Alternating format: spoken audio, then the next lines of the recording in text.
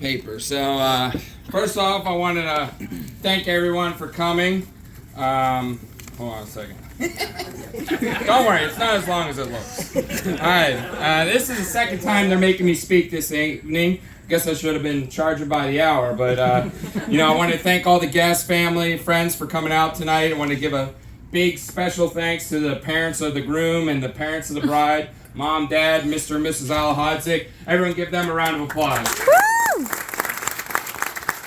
So, in case you missed the ceremony or got too drunk and forgot already, I'm Matt's older brother Mitch, the rehearsal coordinator, officiant, slash ordained minister slash best man.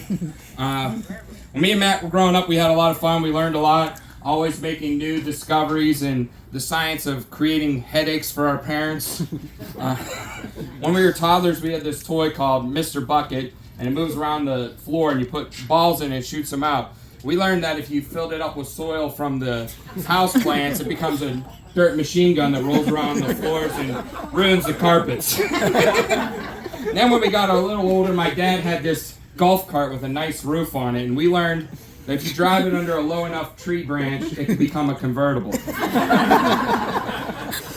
Then when we were teenagers, parents had this liquor cabinet in the basement.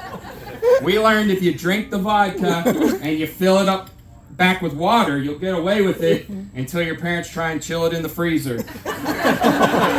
Thought that was bulletproof, but it wasn't. As I look back on this moment, I know how blessed I am to have a partner in crime, sometimes actual crimes, and I'm honored to be standing here tonight for the second time, I may add. Very impressed to see the man that young Matthew has become. I watched him launch a successful career as an emergency room PA. I do want to take some credit for that one, because when we were in middle school, I had to cut a wart off my toe with a Swiss Army knife. Don't worry, it only got extremely infected. Gangrenous, possibly. I don't know much about those fancy sanitation methods you learn in PA school, but I do know that planter's wart planted a seed. Throughout the years, I've watched Matt's strong character, kindness, and goodwill have lasting impacts on others. Sometimes physical impacts, too, like the time he threw a rock through my mom's windshield. The wind took it. But most importantly, I saw his love and devotion to Avina blossom into the everlasting and inseparable bond that has brought us here today. But don't worry, Avina's not going to escape this unscathed either. I'm going to get to her right now.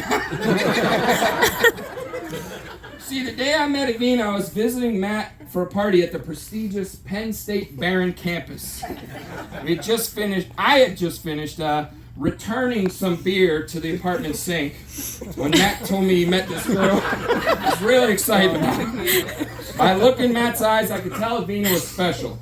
But I guess she found Matt special too, because when she arrived at that filthy apartment with my previously eaten lunch in the sink, she didn't even leave immediately. A few weeks later, her and Matt visited me for a party at Pitt, this time at my filthy college frat house. And it was furnished with a futon I found in the dumpster. And she still stuck around. At that point, I knew she was either a keeper or a dumpster diver herself. And I'm glad to see that almost a decade later, that it was the former. In those 8 or 9 years, I've been blessed to get to know Ed, Eddie, Eduardo very well. And although it's official today, she's been a part of my family for much longer. You could tell by how long she's been living at my parents' house. She's been a great friend, and I'm very happy to call her my sister-in-law. And by the way, Avina, you still owe me a turkey hat. In case anyone doesn't know, at Zach's wedding, they gave out turkey hats, and Avina had to use it to also return some beer. So I'm done holding everyone hostage tonight. I know I've been talking a lot tonight, so I want everyone to please raise a glass for the toast. Matt, Avina, I want to wish you both an incredible lifelong marriage filled with happiness and love. Thank you for having us all together to celebrate with you.